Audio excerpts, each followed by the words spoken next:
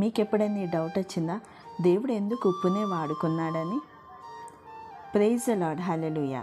2వ రాజులు 2వ అధ్యాయంలో మనం చూసుకున్నట్లయితే ఎరికో ప్రజలు ఎలీషా దగ్గరకు వచ్చి, ఇక్కడ పట్టణం చాలా అందంగా ఉంది, కానీ ఇక్కడ వాటర్ అస్సలు బాగాలేవు, ఈ నీటి వలన ఈ భూమి ఫలించలేకపోతుందని చెప్తారు.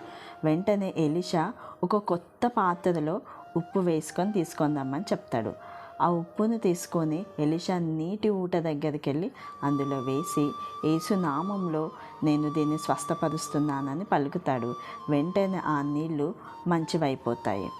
అక్కడ అద్భుతం అనేది ఉప్పులో లేదు, దేవుని మాటలో ఉంది. ఈరోజు నీ జీవితం పైకి చూడడానికి చాలా అందంగా కనిపించవచ్చు, లోపల అనేకమైన సమస్యలు ఉండొచ్చు. కానీ ఈరోజు నీ సమస్య పెద్దదా చిన్నదా అని కాదు. నీ జీవితాన్ని దేవుని చేతిలో పెట్టినట్లయితే అక్కడ ఫలించలేని భూమిని దేవుడు ఎట్లా స్వస్థపరిచి ఫలించేలాగా చేశాడో, ఫలభరితంగా లేని నీ జీవితాన్ని కూడా దేవుని చేతిలో పెడితే ఫలభరితంగా మారుస్తాడు. దేవుని వాక్యం ఏమని సెలవిస్తుందంటే 2వ రాజులు 2వ అధ్యాయము 21లో, యెహోవా సెలవిచ్చినదేమనగా, నేను ఈ నీటిని స్వస్థపరిచి తిని, ఇక మీదట మరణము కానీ భూమి ఫలించకపోవటం కానీ ఉండదు. ఆమేన్.